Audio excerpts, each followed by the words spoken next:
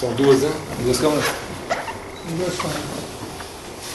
Aqui tem um pouco dessa luminosidade. O irmão chega um pouco mais cá. Tá bem claro ali.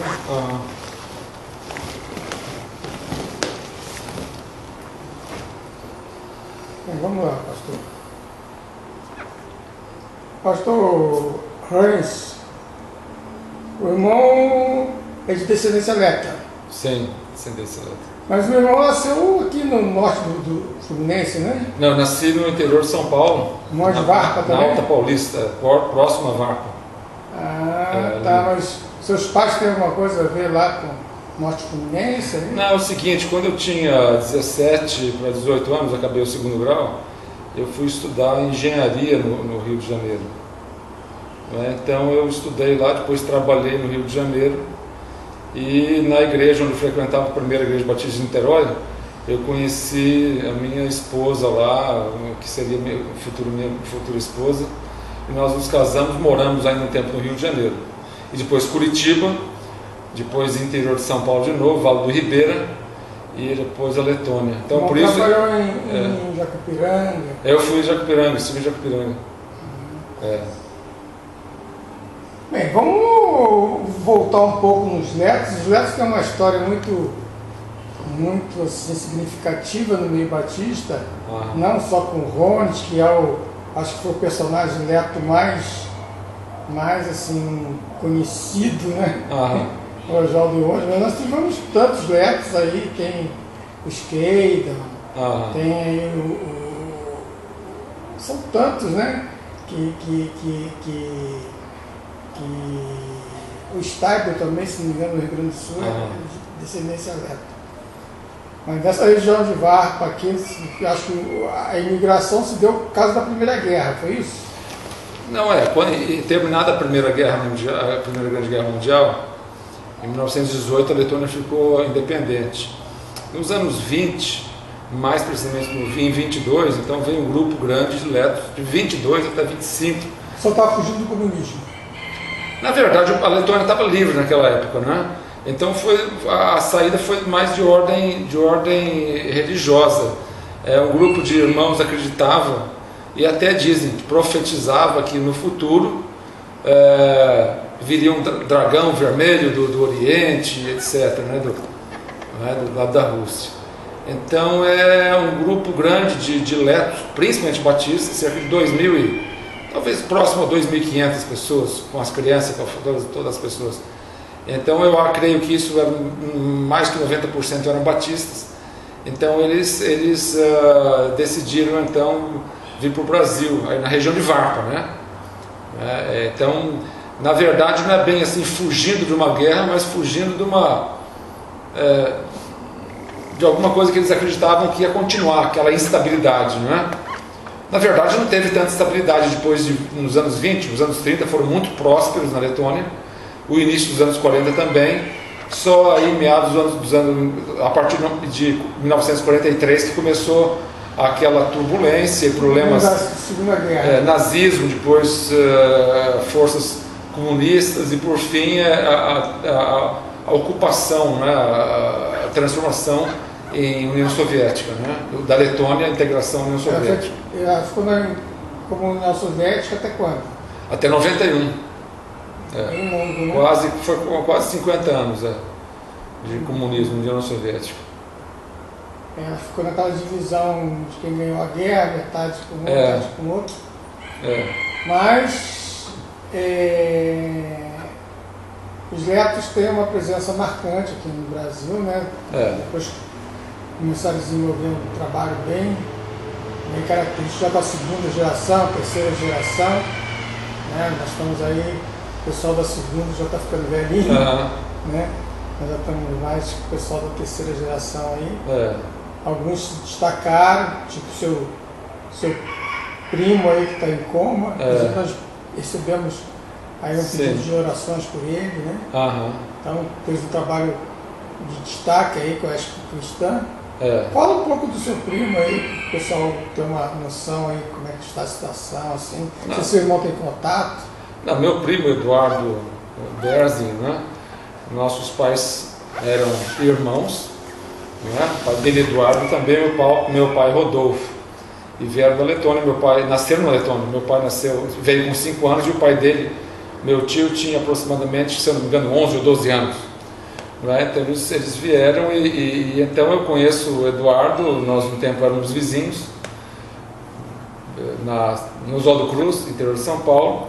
Depois eles mudaram para Presidente Prudente e o Eduardo, e um tempo nós também moramos juntos. Eu morava no Rio de Janeiro, estudava engenharia no Rio de Janeiro, e ele foi trabalhar no Rio de Janeiro, moramos em coisa de 1 ano, dividimos apartamento lá. Não é? Então ele sempre buscou fazer negócios, né? Alguém assim, empreendedor, que eu entenda fazer negócios, e sempre buscando todas as alternativas aí. E nos últimos, eu acho que ele fez uma coisa interessante, que deu muito certo, né, que foi entrar nesse ramo aí, nesse mercado das feiras e exposições e os outros produtos também, não é? E o que eu sei só que em julho eu recebi uma informação que ele tinha problema, não é, no coração, e sofreu uma intervenção cirúrgica, tiveram complicações depois, e então ele entrou em coma. Então eu estive visitando em janeiro, logo que eu cheguei no Brasil, dia 8, cheguei no Brasil dia 8. Ele teve um infarto, um AVC simultâneo? Eu estive lá, eu estive com ele no hospital. Ele fala alguma coisa? Não fala não. Ele está sempre deitado, abre um pouco os olhos, mas... Compreende? Eu não sei se compreende, né? Eu não tenho certeza. Mas eu passei lá 1 hora com ele, com a minha tia, a mãe dele, né? Com o irmão dele também. Nós oramos, estivemos ali também com eles. Espero que ele tenha visto, né? Ele tenha entendido que nós estávamos lá. O Eduardo, nós estivemos com ele, a última vez que eu estive pessoalmente com o Eduardo foi num congresso lá em Monte Verde, lá do Davi Botelho, da Missão Horizonte. Inclusive são 2 meninas que estavam lá hoje na igreja batista lá do Pastor Mário, lá elas são no Missão Horizonte. E ele estava algo para os empresários e ele foi falar. Então ele estava enaltecendo a relacionamento com a Rede Globo, muita gente meio cética com a Globo, todo mundo sempre teve, né? Mas antes o pessoal já falava, o Eduardo tem problemas financeiros, não sei o quê, e aí ele tentou, parece que, vender para a Globo a parte dele, e daí não deu. O pessoal também que era ligado, ele resolveu se ajuntar à Globo, o pessoal da diretoria dele, e montaram um outro projeto. E foi quando esse outro projeto estava em curso, se não me engano, na feira, acho que foi a Flip, aqui em São Paulo, foi quando ele teve. Pode ser que tenha tido alguma coisa, né, junto aí. Não vai saber o físico da gente como que responde. Pode ser que não, pode ser que estava marcado para ele ter esse problema cirúrgico, esse problema de doença naquele dia. Só Deus sabe. Mas ele fez um trabalho que se notabilizou. Sim. Ele, como empresário, como empreendedor, ele galgou um grande espaço. A feira dele se tornou muito grande, famosa. Né? Ele é uma pessoa muito capacitada, mas fazer o quê? A gente tem que orar, tem que esperar em Deus, que Deus faça a sua vontade na vida dele, né? Que tudo na vida passa, vai chegar um momento que todo mundo vai embora mesmo, né? Isso aí é o natural. Mas Eduardo deixou uma marca, está deixando uma marca aqui no nosso meio. Pastor, e como se deu essa sua chamada para a Letônia? O irmão sentiu de Deus que havia necessidade, seus antepassados vieram, daí agora o irmão está voltando para falar de Deus lá para aquele povo. Como que é isso? Como foi isso? Eu preciso até voltar um pouquinho. Eu trabalhava como engenheiro na Embratel. Durante 13 anos eu trabalhei, fiz a faculdade, trabalhei na Embratel no Rio de Janeiro, depois em Curitiba, 7 anos no Rio e quase 7 anos em Curitiba. E logo que eu cheguei em Curitiba, para transferido, eu eu entrei no curso, eu resolvi estudar teologia. Resolvi estudar teologia lá na Faculdade Teológica do Paraná. E aos poucos Deus foi me chamando. O pastor Pascoal Piragini estava membro da igreja dele, deu para mim, para minha esposa, uma congregação, um ponto de pregação para a gente plantar uma igreja, né? E correu tudo bem. E até que no ano 2000 eu senti no coração, já vinha trabalhando isso há bastante tempo. Em 2000 eu decidi deixar o trabalho, né, da Embratel, e deixei o trabalho da Embratel para ficar no período integral na igreja. Né? Então foi uma decisão importante. Acho que aquela decisão foi a mais radical daquela época. E aí depois, em 2001, fui convidado por uma igreja em Jacupiranga para ser pastor, uma igreja muito boa lá. Infelizmente fiquei pouco tempo lá, quase 4 anos, porque Deus, então, nós entendemos, Deus chamou a gente para o ministério, na verdade, para o campo missionário da Letônia. Na verdade, essa chamada para a Letônia deu da seguinte forma: eu convidei o pastor Owney Basílio, na época era a Igreja Batista de Vila Mariana, para pregar na minha igreja em Jacupiranga, no aniversário da igreja, exatamente há 9 anos atrás. Ele foi pregar, e depois nós estávamos conversando antes do culto da noite, final da tarde, nós estávamos conversando na minha casa lá, trocando uma ideia, tomando um café, e ele me falou: você nunca pensou em ir para a Letônia? Você tem a cidadania da Letônia, da Europa, você entende um pouquinho do leto, e etc, etc. Ele me falou isso aí, e esse negócio aí me despertou. Foi como se fosse uma profecia, sabe? Aquela coisa que cai, pinga na cabeça, que bate no coração e começa a fermentar. Então, nos dias que se passaram, aquilo me incomodou muito. Eu peguei o telefone, liguei para o pastor Chipchak, conversei com ele. Depois, não satisfeito só com a conversa, por telefone, eu marquei com o pastor Chipchak na época, isso tudo em 2005. Eu marquei com o pastor Chipchak no Rio de Janeiro, fui lá conversar com ele, e então ele nos afirmou: olha, vocês, se eu pudesse, eu os enviaria mês que vem para missões, né? Então nós oramos, eu e minha esposa, nós tínhamos na época dois filhos, um menino de 7 e minha filha aí de 11, mais ou menos, não é? Então nós oramos bastante naquela ocasião para essa confirmação. Entendemos que as portas foram se abrindo, e no próximo ano, 2006, nós estávamos estudando na época no CIEM, Missiologia, um curso rápido de 6 meses de missões, e em agosto de 2006 nós chegamos na Letônia. Então foi aquela coisa, a gente pode falar assim, aquela profecia ao estilo batista, sabe? Que Deus fala assim: olha, através de uma pessoa, a pessoa fala, dá a palavra para você, fala que está orando, apoia, e aquilo toma conta do seu coração, né?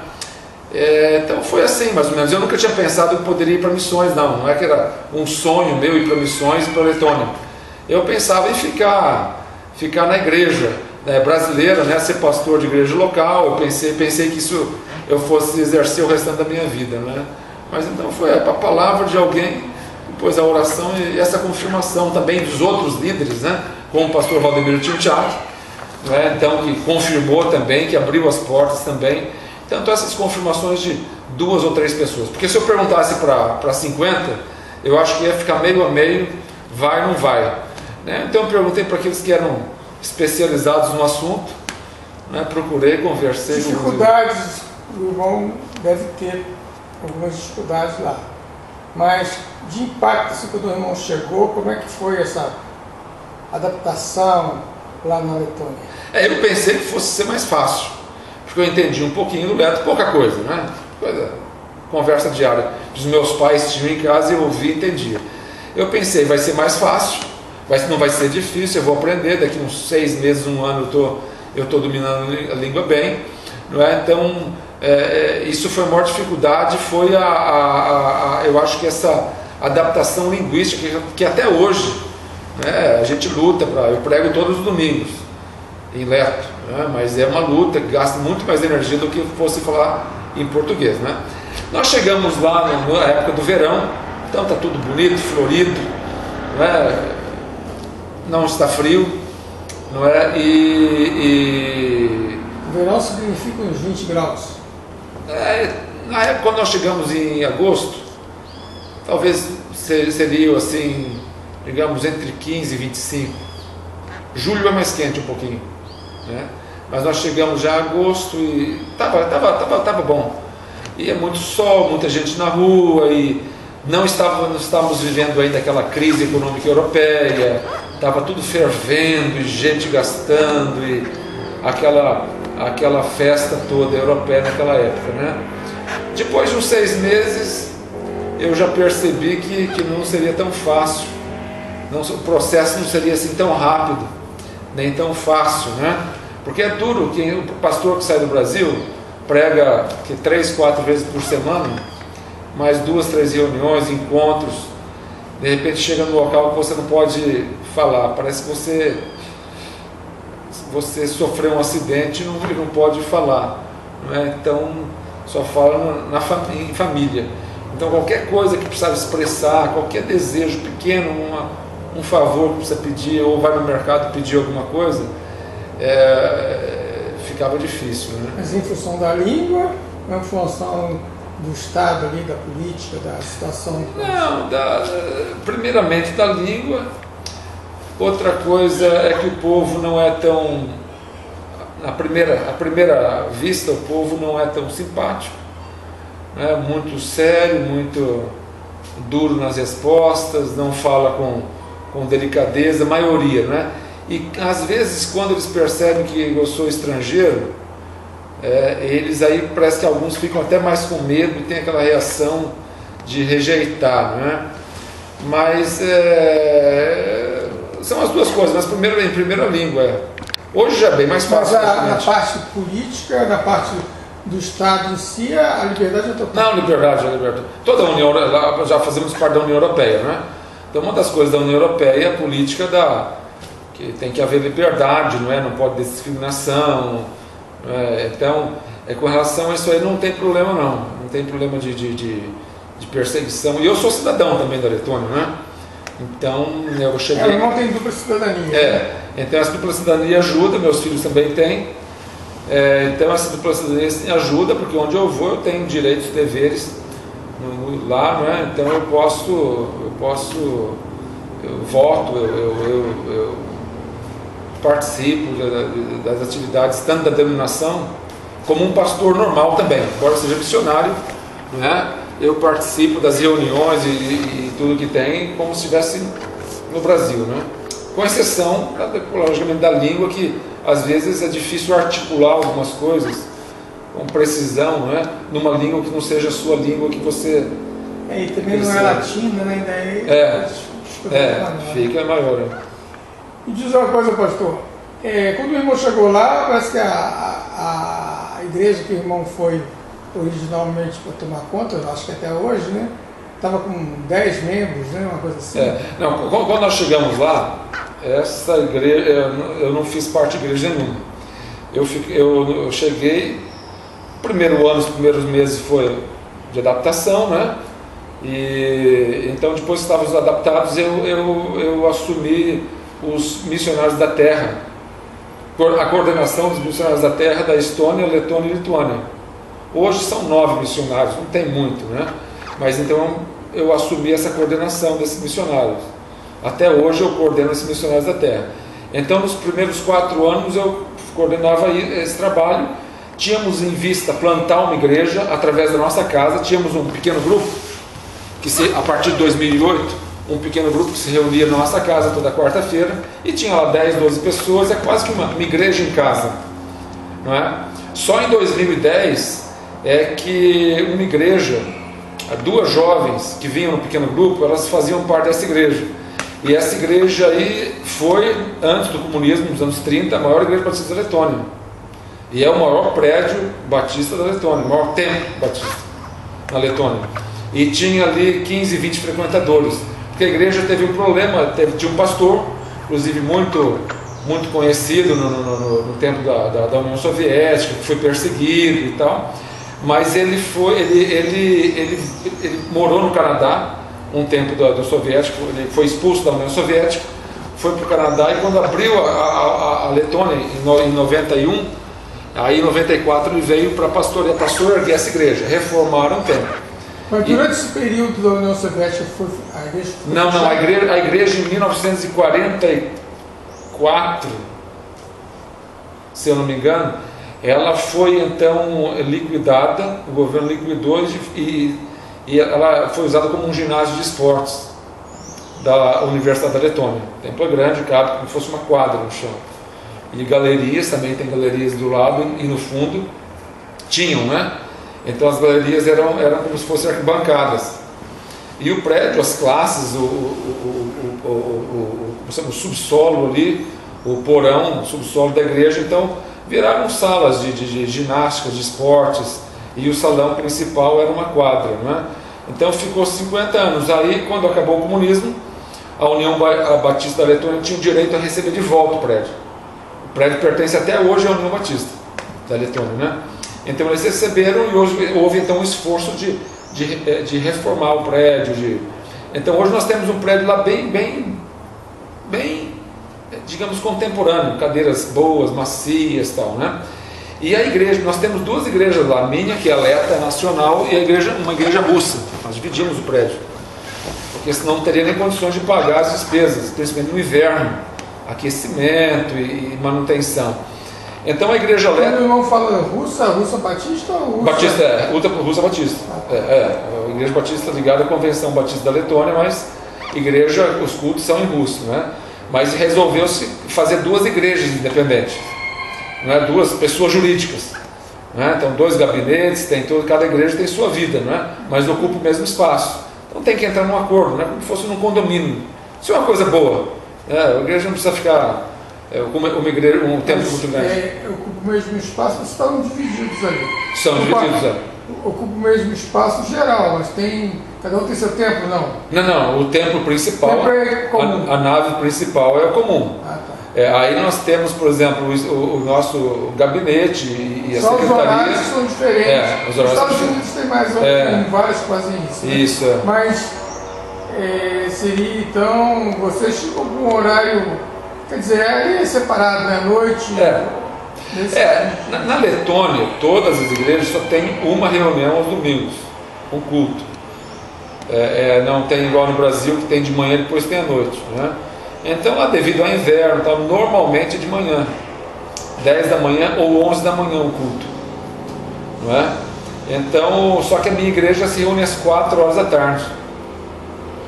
Nesse acordo que nós tivemos, eu não tive, eu já peguei isso andando assim, né?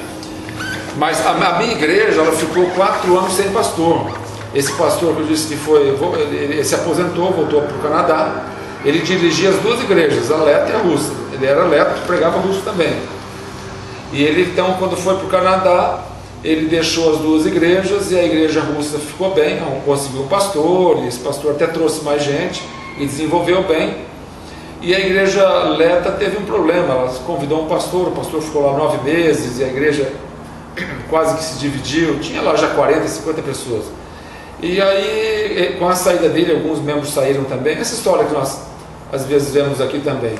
E a igreja então ficou 4 anos sem pastor, e convidava e ninguém vinha, ninguém aceitava, porque a igreja é muito pequena, e tem toda a questão também que tem que saber lidar com essa coisa de ter duas igrejas de duas etnias dentro do mesmo prédio. Tem que saber lidar com isso para não ter algum atrito às vezes pode acontecer, infelizmente. Então o pessoal tinha medo, os pastores e até seminaristas que eram sondados para ficar ali, quem sabe no futuro continuar. Aí nesse contexto, eu conversei com, então, que lá nós chamamos o líder da igreja, o presidente da igreja, e sugeri para ele que eu poderia ajudar, né? Na verdade, essa ajuda é quase uma intervenção, né? Porque eu falei, eu posso ajudar, mas eu vou ser o pastor da igreja, eu que vou dirigir as reuniões, não é? Porque nós, os batistas brasileiros, nós acabamos que sustentamos a igreja, porque os batistas me sustentam como missionário, não é? Eles não têm condições de manter a igreja? Não tem, 40, 50 pessoas, não é? Com essa crise econômica toda, as despesas, principalmente no inverno, são muito altas. Não é? No inverno não pode deixar sem aquecer. A Missões Mundiais sustenta só o salário do irmão. Não, salário do irmão. As despesas lá do templo, o pessoal sustenta. O pessoal sustenta, Eu consegui também sustento para na época, um seminarista, para que ele fosse meu auxiliar. Ele é 20 anos, 22 anos mais novo que eu, é casado também, para que nosso objetivo não é ficar a vida toda naquela igreja, né? É só erguer a igreja e depois passar para alguém. Mas então eu estou com vistas nisso, que eu vou ficar na igreja. Quando a igreja, aí a gente perceber que ela pode andar com as próprias pernas, autossuficiente e autossustentável, então eu não sei, eu vou repensar isso, eu continuo lá como pastor titular ou deixo pro então, agora para esse... Ele acabou de se formar. Há uma ideia, não sei se vai ser aplicada no seu caso, que são poucas as igrejas, né, que são poucos os missionários lá que o irmão coordena, mas há uma ideia do pastor João Marcos, pelo menos ele esboçou isso para mim recentemente, de que todos os coordenadores viriam para o Brasil e coordenariam a partir do Brasil. Mas eu acho que seria algo maior, né? Não é o meu tipo de coordenação, é a coordenação, por exemplo, nós temos um coordenador para a Europa toda, que é o meu coordenador, né? Eu sou só coordenador de autóctones e missionário local também, né? Então eu e minha esposa, nós fazemos algumas atividades lá também, mas essa é uma outra, porque nós temos aí por regiões, 4 regiões as Juntas de Missões Mundiais. Então Ásia, Europa, América Latina, África, não é? Então esses 4 coordenadores, não é, hoje eles estão no campo. Eles estavam na sede, no Rio de Janeiro. Hoje eles foram para o campo. Então eu não sei dessa conversa. A ideia parece que trazendo de novo. Agora a coordenação minha é mais de missionários da terra direto, né? Eu sou um missionário e coordeno os missionários da terra. E esse rapaz que está em vista de ser seminarista lá, ele é autóctone também, então? É autóctone. Eu consegui o sustento não é integral, né, para nenhum autóctone. Então eu consegui quase que metade do que ele precisa para viver. Ele tem mais um trabalho lá que não gasta 3 vezes por semana. Então eu tenho acordo que pelo menos metade do tempo dele, mais ou menos 20 horas semanais, ele dedica à igreja. Então, na verdade a gente precisa, é difícil ser pastor num contexto que a sua primeira língua não é muito pesado, uma coisa muito cansativa, entender todas as coisas, e quando você é pastor em outro contexto, tem que entrar ainda mais na cultura, não é? Tem que enterrar os mortos, tem que batizar os salvos, tem que apresentar a criança para Deus, tem que discutir os assuntos lá que rolam. Então tem que entrar mais profundamente na cultura e ainda mais comer junto com as pessoas e andar junto com as pessoas. Então isso tudo exige muito da gente, né? Então, o irmão tem choque, o irmão já está lá mais de 10 anos. 8 anos. Quase 10 anos. Mas o irmão tem choque ainda hoje, com essa cultura, com a alimentação, essas coisas assim? Não. Alimentação, clima, não tenho, não. Às vezes só pensamento, a questão é mais agir. Acho que as coisas são, por exemplo, eclesiologia, algumas coisinhas, né? Que às vezes eu penso que acabo fazendo ao estilo brasileiro, o pessoal não percebe. Eles trazem uma cultura mais da igreja russa, da igreja luterana. Mas entre os batistas, letos, mais da igreja luterana, né? Que é uma coisa mais litúrgica, se acende lá uma velinha, às vezes no culto. Na minha igreja não. Que esse pastor que praticamente sorgueu a igreja, ele era um pastor que tinha sido exilado, morou 20 anos no Canadá, aí voltou. Então esse pastor, ele é uma legenda lá legendário lá, né? Ele teve 17 filhos, tem hoje 16 filhos, e confrontou o regime comunista, foi expulso da União Soviética nos anos 70, e só em 94 ele voltou então para a Letônia e surgiu essa igreja. Então ele já veio com as ideias já mais americanizadas, então com relação ao culto, não contemporâneas, não pode dizer que contemporâneas, porque ele era bem tradicional, mas algumas coisinhas aí, né? Mas a gente às vezes enfrenta alguma coisa de eclesiologia, as pessoas, eu sinto que tem influência na questão da ceia, então tem um pouquinho de...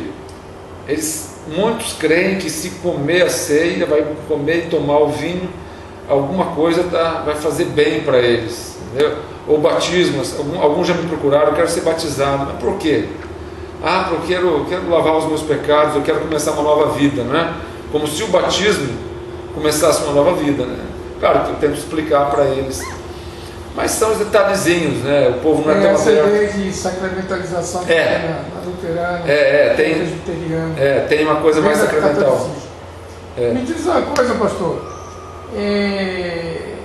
Qual é a entrada na comunidade europeia? Isso melhorou ou piorou?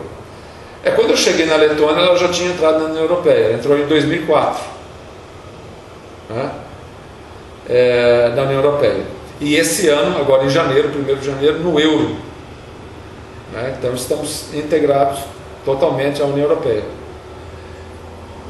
Você é um país pequeno, minha pergunta nesse sentido. Você é um país pequeno, vai receber tanta gente fora de múltiplas culturas, né? Na Europa. Não, eu acho que foi melhor para a Letônia, porque a Letônia, aqueles países que estão naquele corredor, principalmente os bálticos, que são os únicos 3 países que eram da União Soviética e hoje estão na União Europeia.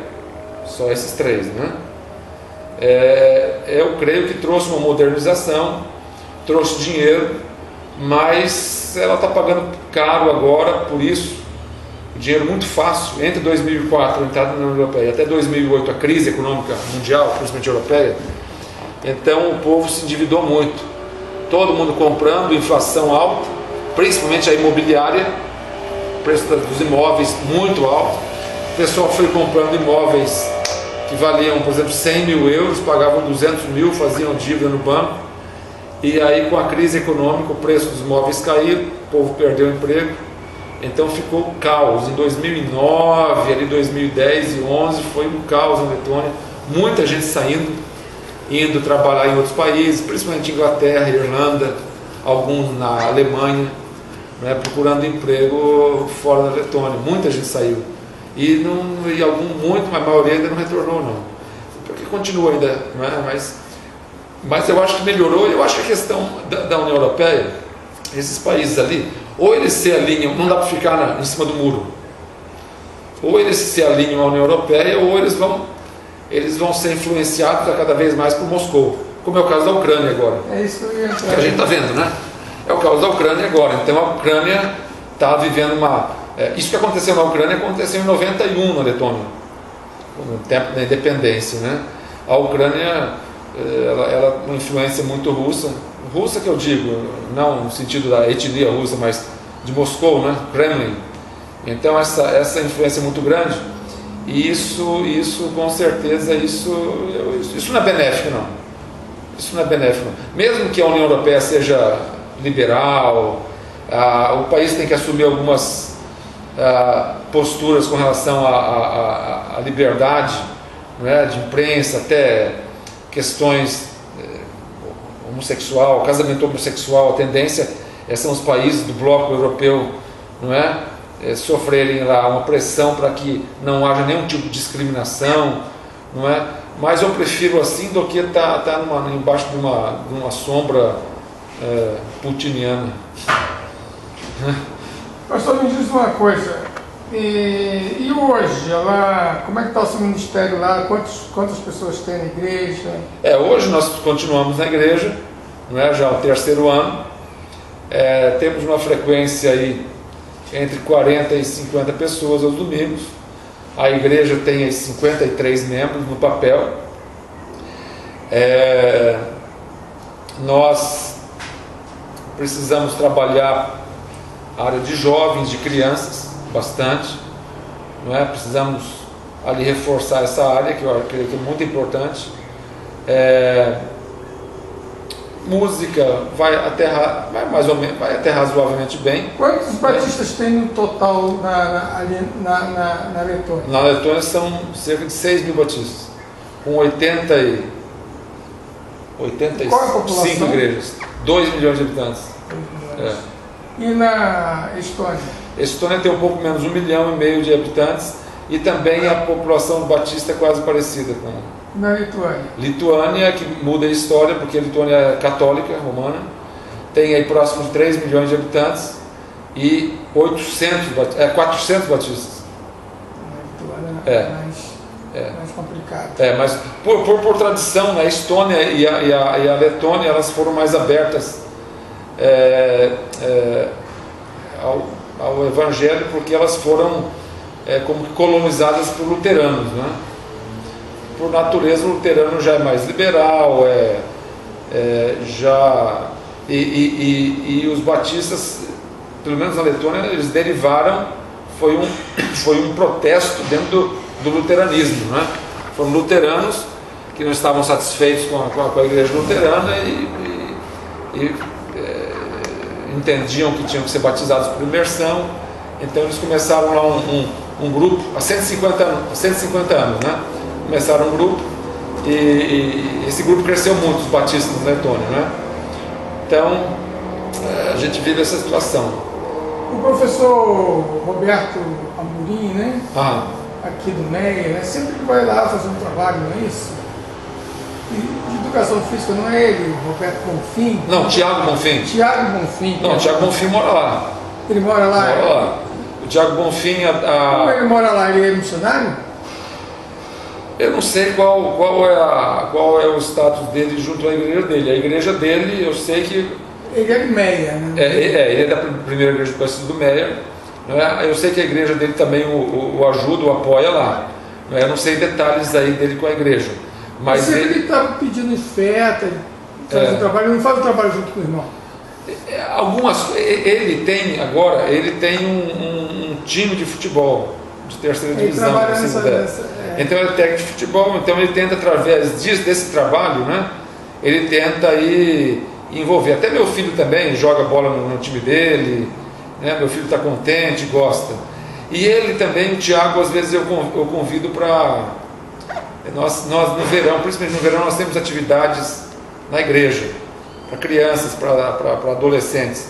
Então, pelo menos uma vez no verão, eu convido ele para um projeto chamado Dias de Esporte, em que aquela coisa, fala que tem um brasileiro ali, o pessoal, a criançada, chama a atenção da criançada, né? Então nós fazemos ali joga bola, esportes, tipo Kids Games, mais ou menos. E aí servimos um lanche, aí eu peço para o Tiago conduzir esse trabalho. Então ele porque ele dirige o time, esse time ele não pode estar todo domingo na minha igreja, né? Mas ele está com frequência e nos apoia nesses projetos, né? O irmão hoje, você está falando lá na igreja, alguns trabalhos lá, dos desafios dos irmãos. Quais são os maiores desafios que tem hoje lá? Olha, hoje, na Letônia, pelo menos, eu acho um grande desafio é plantar novas igrejas, né? Porque mesmo tendo 80 e poucas igrejas, pegamos aí metade dessas igrejas, aí tem em torno de 30 membros para baixo. 30. Algumas igrejas de cidades muito vilarejos, lá 500 pessoas moram numa aldeiazinha. Então tem lá uma igreja de 18 pessoas. Eu conheço um que ministra numa igreja, uma cidadezinha de 20 a 200 habitantes, Vila dos Pescadores, e tem uma congregação de 18 pessoas. Isso é considerado uma igreja, está na contabilidade dos 80, né? Então eu creio que hoje o maior desafio é nas cidades maiores, como Riga, na capital, e principalmente no leste da Letônia, essa parte que fica com a divisa com a Bielorrússia e com a Rússia, lá para dentro, é uma área que não há evangélicos, ali é muitos poucos evangélicos, né? Então é um desafio lá de plantar igrejas lá naquela região.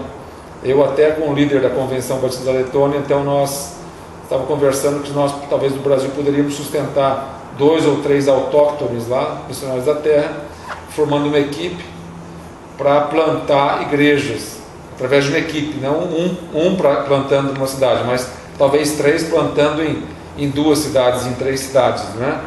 Então eles podem atender aquela região e trabalhar juntos, não é?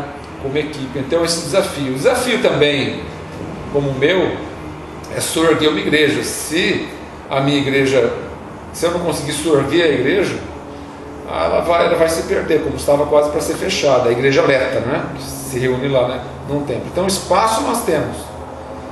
E, então o desafio é de chegar, né? A sociedade também da Letônia, ou ela é bem cética, ou ela é religiosa fechada. Isso eu acho que é fruto do comunismo mesmo. Se você fechava os cristãos, então a tendência é se fechar. Nós somos crentes e lá fora é o mundo, né? E não sai para fora, nem chama ninguém para dentro. São mundos diferentes. Então o desafio nosso é também, através da nossa igreja, não é? Fazer, reorganizar uma igreja ou surgir uma igreja para que ela seja mais aberta, mais missionária, não é? Nesse sentido. Mas surgir a igreja é algo assim, vocês pensam em igreja que vem lá de trás, anterior ao comunismo, anterior, é isso? Ou não, é agora nesse recente aí, nesses últimos 30 anos aí? Ou é lá de trás? Por exemplo, esses letos que saíram de lá, mas ficaram, vieram 2.500 para cá, batistas. Mas ficaram lá uma quantidade enorme de batistas. Sim. Esses batistas deixaram descendentes. Esses descendentes continuaram batistas? É mais ou menos essa visão aí. Nem todos, né? Nem todos. Alguns sim. Temos famílias tradicionais, por exemplo, famílias que, por exemplo, Tis. Tínhamos um pastor, Gunnar Tis, aqui na Campinas. Eu conheço o sobrinho dele lá na Letônia. Ele me disse, o Gunnar Tis é meu tio e tal, inclusive ele também na Letônia com música. Ele disse, você conhece ele? Eu falei, não, conheci de longe, etc. Lá eles continuam. Então existe aquelas famílias que, mesmo no comunismo, eles continuaram. Mas eu acho que a maioria dos crentes hoje, eles são frutos de trabalho missionário lá. Trabalho missionário americano, europeu, coreano? Até agora é mais trabalho americano. Coreano eu não conheço ninguém não é? Então logo que caiu o comunismo, houve um tempo que o pessoal chamou de reavivamento. Todo mundo muito interessado, não é? Querendo conhecer, então aceitavam tudo. E aceitavam ir à igreja também. Então ouviam a palavra, aquilo tocava neles, não é? Houve um investimento muito grande por parte dos Estados Unidos, Canadá, em missões naquela época, muitos missionários lá, e então muita gente se aceitou aquilo naquela circunstância. Nem todos ficaram. Às vezes aquela movimentação toda no início, todo mundo empolgado, depois esfriou. Outro ministério que eu vejo que teve resultados foi um ministério chama Agape Europa. Eu acho que a base lá do Bill Bright dos Estados Unidos, trabalha com estudantes, e eles também têm um trabalho assim na Letônia, nas universidades, que eles ministram para universitários. Eu conheço várias pessoas assim que hoje têm aí entre 30 a 40 anos, 30 a 45 anos, que quando eles foram ganhos na universidade, e aí continuaram também, né? Então eu creio que muito principalmente da nova geração, são pessoas que foram ganhas agora, e precisam, né? Porque o pessoal antigo cheio de traumas, e questionamentos, problemas, tradições, algumas coisas que... Então... É que a gente que está aqui, não conhece bem a realidade, tem que se situar, porque teve um hiato aí, teve um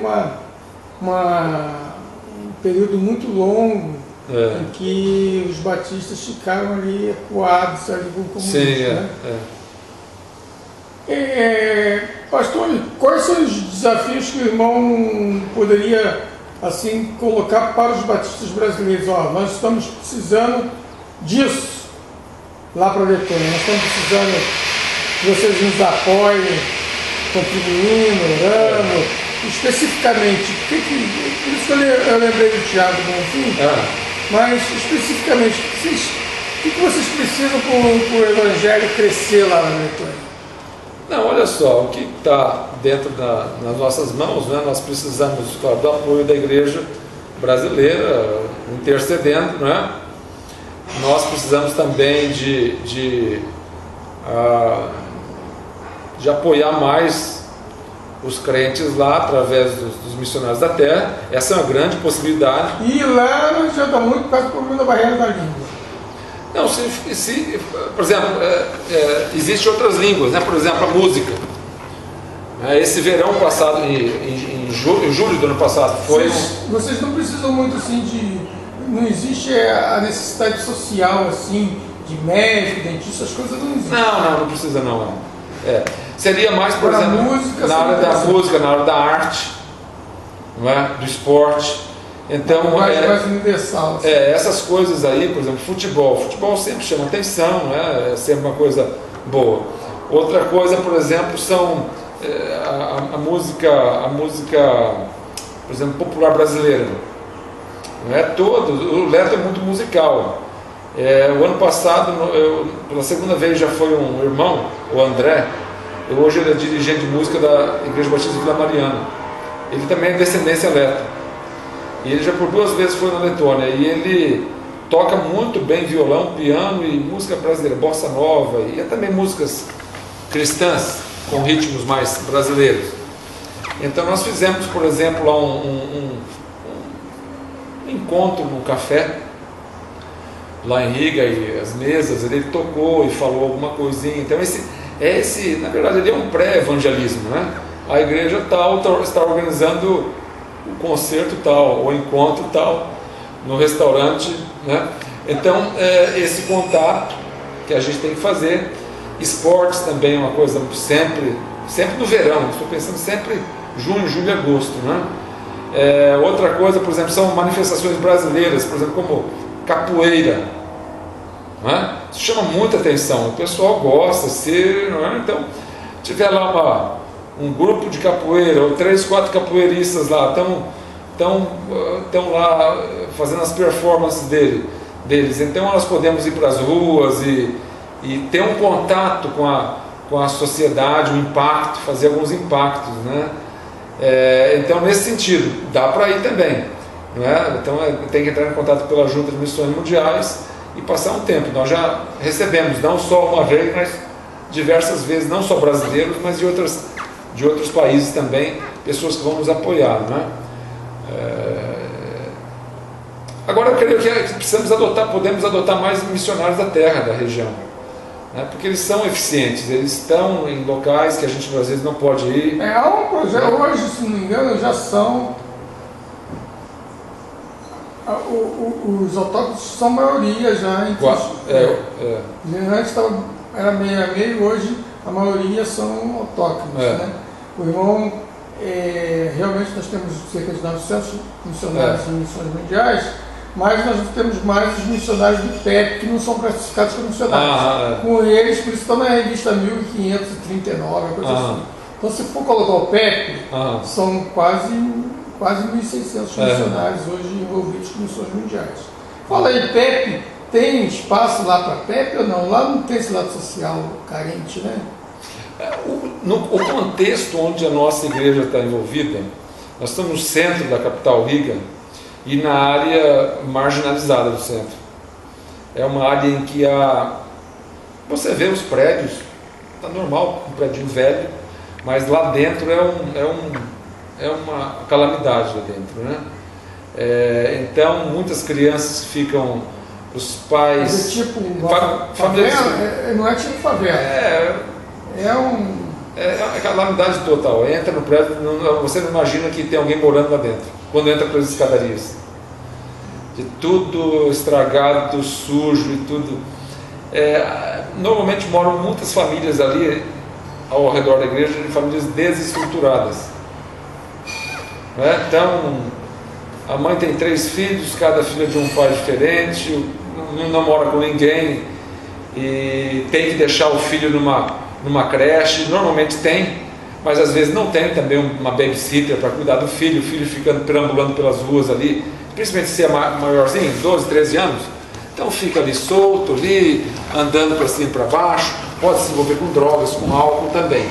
Então há uma possibilidade, né, da área social devido ao local da igreja, onde nós estamos envolvidos como igreja, que é a região pobre do centro da cidade, marginalizada do centro da cidade, né? Drogas e talvez até prostituição ali tem, né? Então disso pode se pensar. Eu até venho pensando em relação a isso, a começar algum trabalho, nem que for muito pequeno, mas social, depois envolvendo, por exemplo, as crianças ali, para que elas venham... Até para ter mais autóctono, às vezes o trabalho social é mais fácil de implantar. É mais fácil de implantar nesse caminho, porque é mais fácil de conseguir parceiros, né? E geralmente só é implantado depois que tiver a quantidade fixa de parceiros. Mas é um trabalho que tem se expandido muito. Só vamos ver aí que dos 900 nós vamos pular para 1.500, tem mais de 600 aí envolvidos só com o trabalho do PEP. Né? Bastante. E é um número significativo, eles fazem trabalho específico nessa área social, nessa área de educação. Né? Mais envolvido que os mais carentes.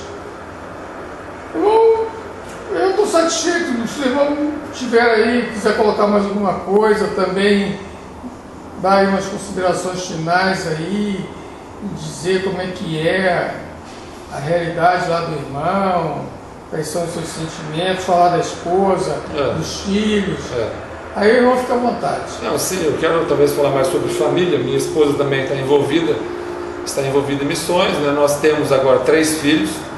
Eu digo agora porque a minha filha mais velha tem 19, né? Raíza, o meu filho 16, Guilherme, e nós temos agora a Ana Sofia com 11 meses, né? Então uma diferença de quase 15 anos aí entre o que era o caçula e agora a caçulinha, né?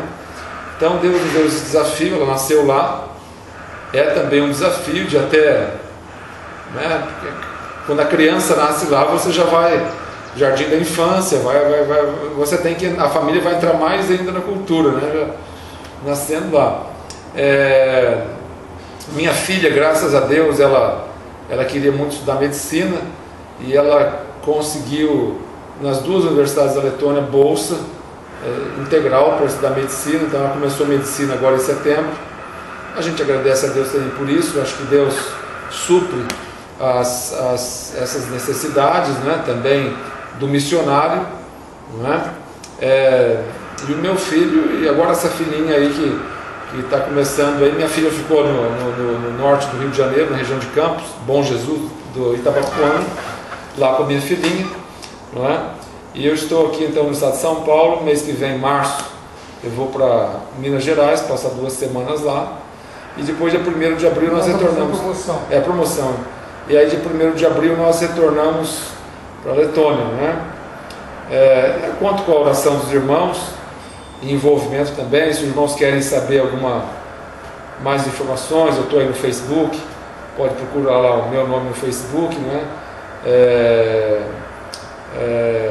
Tenho alguma coisa no meu blog também, não escrevo muito, é mais no Facebook que acaba ficando, né? Alguma igreja às vezes. O blog, eu tenho que passar o endereço. Assim. Cumprindo uma missão na Letônia. Cumprindo uma missão na Letônia. Se a gente entrar lá no Google, a gente descobre. Descobre. Você pode escrever meu nome, né? Lá que descobre. Já tem algum tempo que eu não escrevo, acaba Twitter e Facebook sendo mais eficientes, né? Então se alguma igreja, por exemplo, quiser também, eu posso preparar pequenos vídeos, simples, que eu coloco a câmera na frente, dou uma saudação, às vezes na campanha de missões mundiais, né? Às vezes nem toda igreja tem condições de receber um missionário. Já está com a agenda pronta? Já estou. Mas, por exemplo, abril aí, nós não estaremos mais aqui, então tem algumas igrejas já me pediram, dá para gravar um pequeno vídeo, uma pequena mensagem de 3, 4 minutos para a gente apresentar durante o culto. Então hoje é fácil fazer isso, né? Então, um filme, ou uma entrevista, um pequeno grupo, ou durante o culto mesmo, se a internet estiver boa naquele momento, então pode fazer uma pequena entrevista direto, ou gravado também, gravar a entrevista, se der certo, então apresenta a entrevista no culto. Isso eu já fiz algumas vezes. Então a gente tem que aproveitar isso aí, não é? Estar próximo do sustentador, daquele intercessor, para que ele saiba, não é? o que a gente está fazendo e as nossas necessidades também, não é? Então, assim, precisamos realmente ampliar. O desafio grande é a igreja que estamos se erguendo, precisamos fazer coisas relevantes ali para o povo ali, não é? Apoiar os missionários da terra também, não é? E apoiar também, de alguma forma a gente apoia a Convenção Batista local, ou as convenções batistas locais, com algumas eventuais necessidades e participando também, como a gente pode participar, né? A realidade lá é diferente, é pequena, a Convenção Batista de 80 igrejas. Pequena, com associação aqui. É uma associação. Lá no Rio nós temos uma associação lá na Zona Oeste, lá no Campo Grande, elas têm mais de 200 igrejas. É uma coisa. Mas em geral é uma associação. É uma associação. Mas também isso aí que é associação mais aqui para o lado do Sudeste, né? Se for para o Norte, essa é a realidade de uma convenção estadual. Né? Se for lá para o Ceará, uma convenção às vezes tem 100 igrejas. Mas é isso aí, pastor. A gente fica feliz aí com a entrevista do teu irmão. Esperamos que o trabalho cresça, né? Que cada vez mais lá tenha sucesso lá na Letônia, Estônia, que é um nome pra gente aqui. A gente pensa logo na Ucrânia, que deve ser pertinho ali, né? Não é muito longe não, né? Mas... então, porque também está na mídia agora. Tá na mídia. Mas daqui a pouco sai da mídia, a gente fica... Mas lá pertence aos Bálticos. Bálticos, né? Então a gente fica conhecendo como esse mundo é grande, quantas realidades. E não é só missões... Não está só voltada para a África, missões mundiais. Hoje tem um campo muito vasto, o pessoal está trabalhando nesse mundo todo aí, está pretendendo entrar em países mais fechados, mas se lá está aberto, vamos investir lá. Tem que investir também. Eu acho que a prioridade é para povos não alcançados, claro, mas eu creio que se a gente tem a oportunidade, aí no meu caso, quase que eu sou cidadão lá também, não é? Então se torna, digamos, um projeto barato, não envolve vistos e pode perder todo o trabalho feito, o governo não quer mais que fique lá, não é? Aí tem que sair. Nós temos vários cidadãos, vários batistas aqui que também tem esse seu caso aí, porque vai até a terceira geração, uma coisa assim, né? Então nós temos aí muitos aí que continuam, e aqui como o pessoal continuou, não teve esse problema de comunismo, nós temos aí uma quantidade enorme de batistas que são aí frutos da Letônia. Né? Eu fui a última pessoa que visitou lá a esposa lá do professor Rones antes de falecer. Né? E ela também já não está, depois ele veio a falecer, mas tem a filha, tem um monte de gente de Letos, mais aqui pro hoje Paulo, mesmo, por exemplo... Eu não sei quantos Letos nós temos, mas deve chegar aos 100 mil Letos no Brasil. Eu não sei. Chegaram nos anos 20, 2000 e poucos, né? 2015, já tinham poucos, alguns. Né? Durante a Segunda Guerra Mundial vieram poucos, não vieram muito não. Então vamos resumir tudo aí uns 3 mil e pouco. Eu não sei se chegou a esse nível de multiplicação. Deve ter multiplicação, porque aí deve ter, aí cada família também. São 3 gerações, se você colocar 3, uns 30 mil pelo menos. No mínimo, Mas alguns pastores, por exemplo, nós podemos ver que são desse movimento dos letos para o Brasil. Por exemplo, o Purim, que é pastor de uma igreja representativa no Rio de Janeiro, primeira do Meia, né? Então o pai dele é descendência leta. O Ed René Kivitz é leto também. O pai dele, o avô dele era leto, né? O pai dele, né? Então, o avô, se eu não me engano, veio da Letônia, os avós, por parte do pai, né? Então ele Kivitz é um nome leto, né? Então ele é leto também. Tem aquele Kruplis, que chegou a ser presidente do Hagai Internacional dos Estados Unidos, né? Passou da primeira de São José dos Campos, alguns anos atrás. Eu gostava muito dele. Então Reginaldo Kruplis também, que continua aí, eu não sei, liderando algum ministério, não sei o que ele está fazendo agora. Acho que está nos Estados Unidos, não sei não. Ele então foi presidente do Hagai Internacional, então pessoas que, daquele contexto, né, daquele movimento, né? A Letônia com certeza perdeu muito, né? Perder esses 2.000 batistas lá nos anos 20, a Letônia conseguiu perder muito. É muito pequeno para perder uma quantidade muito grande. Eram 6.000 batistas na época. Saem 2.000 batistas, todos para o Brasil. A Convenção Batista na época, a liderança, chegou a mandar um documento para o governo leto para não dar mais visto de saída da Letônia, não emitir mais os passaportes para o Brasil, porque ele chegou a ter indo muita gente. Mas os batistas continuaram crescendo lá. Mas é a história, né? É a história. Chegaram aqui, morreu muita gente. Infelizmente crianças, idosos, pessoas morreram. Mas quando a gente vê o cenário hoje, realmente os batistas brasileiros foram muito influenciados pelos letos, né? Essa família Skeidan aqui também fizeram um trabalho, Benjamin. O próprio que foi lá para o Canadá, o João, né? Ele vai ser chamado de João. Mas ele deu aula no tempo Seminário do Sul, uma pessoa muito influente. E tem mais um irmão aqui também, ali no Benjamin, acho que tem um outro que é pastor também. Fugiu o nome agora. Essa região de Vapa aqui ainda tem aquela fazenda lá que foi para Missões Nacionais, depois, se não me engano, voltou para eles, confusão danada entre eles lá. Mas que eles têm um trabalho significativo naquela região, eles influenciaram muito ali naquela região. E é um povo muito culto, né? Então, um pessoal que trouxe o significativo apoio para os batistas brasileiros e que não aparece muito, né? Assim, no contexto geral, acaba que não apareceu assim, tanto.